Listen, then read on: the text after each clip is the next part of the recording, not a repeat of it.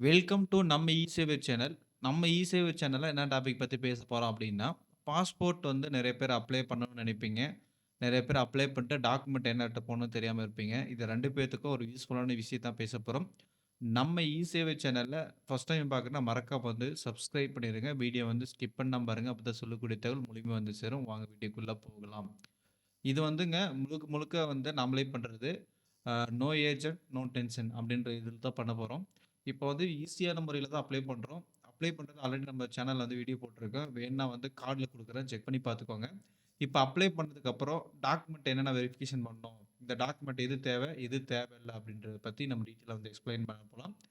இப்போ வந்து ஃபர்ஸ்ட்டு வந்து பாஸ்போர்ட் தேவையான ஆவணங்கள் வந்து பார்த்தீங்கன்னா, Aadhaar card, voter ID, PAN card, driving licence. இதில வந்து பார்த்தீங்கன்னா, மெயின் வந்து ஆதார் கார்டு இருந்தா மட்டும் போதும்.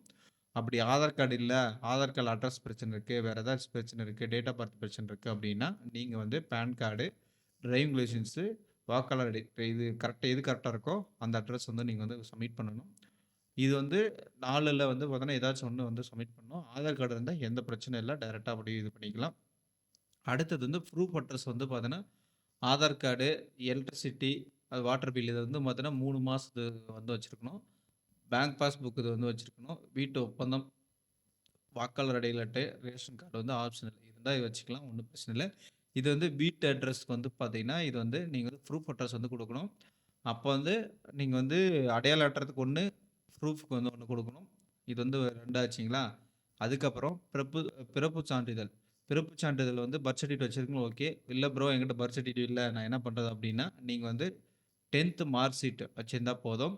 அதேமாரி அதுவும் இல்ல நான் படிக்கவே இல்ல ப்ரோ. நான் என்ன பண்றது அப்டின்னா, பான் கார்டு. பான் கார்டுல வந்து வச்சிருந்தீங்கன்னா போதும். நீங்க வந்து அ இது பிறப்பு சான்றிதழுக்கான பர்த் சர்டிஃபிகேட் வச்சு யூஸ் பண்ணிக்கலாம். அதுக்கப்புறம் இப்ப வந்து நீங்க நெறைய பேர் வந்து அன்மேரிட் இருப்பீங்க. மேரிட் வந்து குடுத்துருப்பீங்க. அன்மேரிட் குடுத்தீங்கன்னா பிரச்சனை இல்ல. மேரிட் குடுக்குறவங்களுக்கு தான் இந்த பிரச்சனை. இப்ப மேரிடுன்னா மேரேஜ் சர்டிஃபிகேட் வந்து இருக்கணும். மேரேஜ் சர்டிஃபிகேட் இல்ல அப்டின்னா என்ன பண்ணணும் அப்டின்னா, இதுல வந்து பார்த்தோன்னா, பாஸ்போர்ட் சேவால வந்து பார்த்தோன்னா, ஜே ஃபார்ம் ஒண்ணு இருக்கு. அனெக்ஸரி ஜே ஃபார்ம்ன்னு சொல்லிட்டு. இது வந்து நம்ம வந்து கிளிக் பண்ணி ஓப்பன் பண்ணுங்கன்னா, ஒரு ஃபார்ம் ஓப்பன் ஆகும்.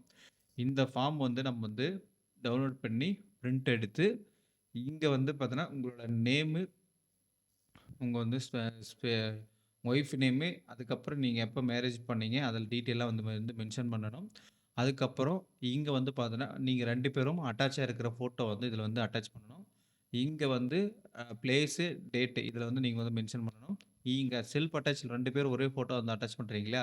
இந்த இடத்துல வந்து என்ன பண்ணணும் அப்டின்னா, கையெழுத்து போடணும். இப்போ வந்து எங்க ஹஸ்பண்ட் நேம் எங்க ஹஸ்பண்ட், எங்க ஒய்ஃப் இருக்காங்கன்னா, ஹஸ்பண்ட் இது மேல கையெழுத்து வரணும். ஒய்ஃப் வந்து இதுலருந்து இங்க கையெழுத்து வரணும். அதுக்கப்புறம் இங்க சிக்னேச்சர் ஆஃப் த அப்ளிகேண்ட் ஹஸ்பண்ட்ன்ற இடத்துல அங்க டீட்டெயிலா வந்து நீங்க வந்து கையெழுத்து போடணும். இங்க பாஸ்போர்ட் இருந்தா போடலாம். இல்லன்னா வேண்டியதில்ல. அதேமாரி name, Aadhaar card, voter ID இது வந்து கம்பல்சரி வந்து இருந்தா ஓகே. அப்படி இல்லன்னா நீங்க அடுத்த நம்பர் யூஸ் பண்ணிக்கலாம். அப்ளிகேண்ட் ஆஃப் ஒய்ஃப் அப்பலும் வந்து பார்த்தீங்கன்னா, wife name, Aadhaar card number, voter ID இது வந்து ஃபில் பண்ணுங்க. இது வந்து மேரேஜ் சர்டிஃபிகேட் இல்லாத பட்சத்தில் இது தேவை. ஜாயிண்ட் டிக்ளரேஷன் ஆஃப் வந்து மேரேஜ் சர்டிஃபிகேட் இல்லன்னா, இது வந்து நீங்க வந்து கம்பல்சரி நீங்க வந்து குடுக்கணும். அதுக்காக இது வந்து சொல்றாங்க. Marriage certificate. அதுக்கப்புறம் ஆன்லைன் ரிசிப்ட் வந்து நீங்க வந்து சலான் வந்து நீங்க வந்து பிரிண்ட் எடுத்துக்கலாம். சலான் பிரிண்ட் எடுத்துட்டு நீங்க அங்க போகணும். போகும்போது என்னென்ன டாக்குமெண்ட் ரெடி பண்ணிட்டு போணும் அப்படின்னு பார்த்தீங்கன்னா, இப்போ உங்களுக்கு எக்ஸாம்பிள் சொல்றேன். இப்போ ஆதார் கார்டு ப்ரூஃப் எடுத்துட்டு போறீங்க அப்படின்னா, ஆதார் கார்டு ப்ரூஃப்ல வந்து உங்களோட ஆதார் கார்டு வந்து இங்க டிக் மார்க் ஆயிருக்கா அப்படின்னு செக் பண்ணணும். ஃபோட்டோ இருக்கா? அதுக்கப்புறம் அட்ரஸ் இருக்கான்னு சொல்லிட்டு நல்லா டீட்டெயிலா இருக்கான்னு சொல்லி செக் பண்ணி பார்த்துக்கோங்க.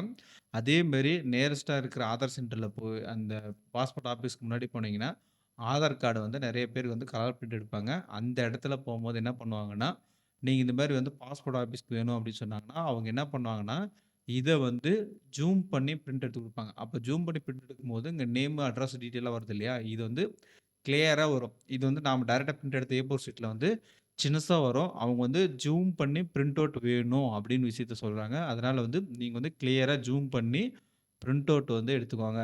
நீங்க வந்து பிரிண்ட் அவுட் வந்து ஃபோட்டோஷாப் யூஸ் பண்ணீங்கன்னா ஓகே. தெரியாதவங்களுக்கு நீங்க வந்து டைரக்ட்டா அங்க போனீங்கன்னா ரூ. 20 குடுத்தா கலர் பிரிண்ட் எடுத்து குடுத்துறாங்க. நல்லா ஜூம் பண்ணி கிளியரா எடுத்து குடுத்துறாங்க. அதனால முடிஞ்ச அளவுக்கு மெயின் விஷயம் இதான்.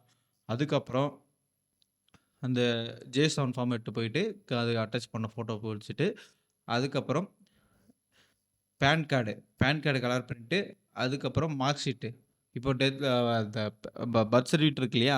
பர்த் சர்டிஃபிகேட்டுக்கு பிறப்பு சான்றிதழ் வந்து பார்த்தீங்கன்னா இருந்துச்சு அப்படின்னா, நீங்க வந்து இது வந்து ஒரு கலர் பிரிண்ட் வந்து எடுத்துக்கணும்.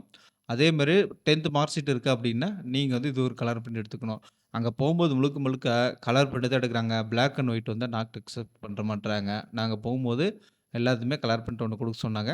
அதுவும் வந்து ஆதார் கார்டு வந்து நல்லா ஜூம் பண்ணி பிரிண்ட் அவுட் எடுத்துக்க சொன்னாங்க. இதுதாங்க வந்து பார்த்தோன்னா, பாஸ்போர்ட் வெரிஃபிகேஷனு. நீங்க வந்து ஏதாச்சும் 2 ப்ரூஃப் இது இருக்கு. அ பத் அ டெ 10த் மார்க் ஷீட் இருக்கு. அப்படி இருந்தா போதும். வேற எந்த டாக்குமெண்ட்டும் தேவையே கிடையாது. இதுல இது ஒண்ணு அடையாளத்துக்கு இது ஒண்ணு பான் கார்டு இதெல்லாம் எதுவுமே கேட்கல என்கிட்ட. என்கிட்ட ஆதார் கார்டு இருந்துச்சா, ஓகே. ஆதார் கார்டு இருக்குது. வாங்கிக்க கரெக்ட்டா இருக்க அட்ரஸ் இந்த அட்ரஸ் தான் வரும் அப்படின்னாங்க. அதே ஓகே சார் அப்படின்னு சொல்லிட்டோங்க. அதுக்கப்புறம் என்ன சொன்னாங்கன்னா, 10த் மார்க் ஷீட் பார்த்தாங்க. ஒரிஜினல் வாங்கி வச்சுட்டாங்க. எனக்கு செக் பண்ணி பார்த்துட்டு என்கிட்ட ரிட்டர்ன் குடுத்துட்டாங்க. ஆதார் கார்டு ஒரிஜினல் வாங்கி என்கிட்ட வந்து ரிட்டர்ன் குடுத்துட்டாங்க. அதுக்கப்புறம் சீல் அடிச்சு, இது கலர் பிரிண்ட்ல சீல் அடிச்சு, ஒரிஜினல் வந்து ரிட்டர்ன்ட் அப்படின்னு சொல்லி எழுதி குடுத்துருவாங்க. இதுக்கும் ஒரிஜினல் ரிட்டர்ன் சொல்லிட்டு சீல் அடிச்சு குடுத்துருவாங்க. அதுக்கப்புறம் அவங்க வந்து சைன் போட சொல்லுவாங்க. இது வந்து செல்ஃப் அட்டாச்டு வந்து அந்த இடத்துல போய் நம்ம வந்து சைன் பண்ணணும். 10த் மார்க் ஷீட்ல போய் கீழ வந்து செல்ஃப் அட்டாச்டு சைன் வந்து அவங்க முன்னாடி தான் போடணும். ஆதார் கார்ட்லயும் அவங்க ஜெராக்ஸ்ல வந்து நம்ம செல்ஃப் அட்டாச்டுன்னு சொல்லிட்டு அவங்க எழுதி பிசிக்கல் வெரிஃபிகேஷன் டாக்குமெண்ட் அப்படின்னு சொல்லிட்டு ஓகேன்னு சொல்லி எழுதி குடுத்துருவாங்க. இது தான் எடுத்துட்டு போனேங்க. இதுதான் வந்து நீங்க வந்து டாக்குமெண்ட் வெரிஃபிகேஷன் போற டைமு. சரிங்களா? அதே மாரி அப்பாயின்ட்மென்ட் டைம் ஒண்ணு வச்சிருப்பாங்க. அந்த அப்பாயின்ட்மென்ட் டைம்ல நீங்க வந்து காலையில போட்டிருந்தா 10 நீங்க எப்படியும் ஒரு 1/2 மணி நேரத்துக்கு அப்படி முன்னாடி போறதுக்கு வந்து முயற்சி பண்ணுங்க. ஆனா ஒரு சில டைம்ல வந்து அக்செப்ட் பண்ணிக்கிறாங்க. ஏன்னா வந்து நான் ஃபர்ஸ்ட் அட்டெம்ப்ட்ல போம்போது 9:15க்கு 9:30க்கு என்னமோ போட்டிருந்தாங்க. நான் வந்து 8:30 8:45க்கே போயிட்டேன். ஆனா வந்து ஃபர்ஸ்ட் டைம் போம்போது ரிஜெக்ட் ஆயிட்டேன். எதுக்காக அப்படின்னா, மேரேஜ் சர்டிஃபிகேட் இல்ல. அதுக்காக வந்து பார்த்தா ஃபார்ம் ஜே எட்டு வர சொன்னாங்க. ஃபார்ம் ஜே எட்டு வர சொன்னதுக்கப்புறம் வந்து பார்த்தோன்னா, ஒய்ஃப் வந்து நேர்ல கூட்டு வந்து கையெழுத்து போடணும் அப்படின்னு விஷயத்த சொன்னாங்க. அதனால ஃபார்ம் ஜே இருக்கிறவங்க மேரேஜ் ஸ்லிப் வந்து போட்டு எட்டு போறவங்க ஒய்ஃப வந்து நேர்ல வந்து கூட்டிட்டு போயிருங்க தயவு செஞ்சு. இல்லன்னா வந்து மறுபடியும் இன்னொரு வாட்டி அப்பாயின்ட்மென்ட் நெக்ஸ்ட் அப்பாயின்ட்மென்ட் போட்டு வாங்க அப்படின்னு விஷயத்த சொல்லிடுறாங்க. மறுபடியும் நம்ம வந்து மறுபடியும் போற மாரி ஆயிடும். அதனால நெக்ஸ்ட் அப்பாயின்ட்மென்ட் போடுறதுக்கு முன்னாடி இந்த திருமண சான்றிதழ் இல்ல அப்படின்னா, நீங்க வந்து அ ஜே ஃபார்ம் எட்டு போம்போது ஒய்ஃப் வந்து நேர்ல கூட்டு போய் செல்ஃப் டிக்ளரேஷன் இருக்கு இல்லையா? இந்த செல்ஃப் டிக்ளரேஷன் வந்து நேர்ல அவங்க முன்னாடி தான் கையெழுத்து போட சொல்லுவாங்க. அதனால இந்த ஃபார்ம் வந்து நீங்க எடுத்துட்டு போயிருங்க. இதாங்க உங்களுக்கு பாஸ்போர்ட்டுக்கு வெரிஃபிகேஷன் வந்து 100% ஈஸியான டிப்ஸு. நீங்க வந்து எந்த சிரமம், எந்த டவுட்டுமே படாதீங்க.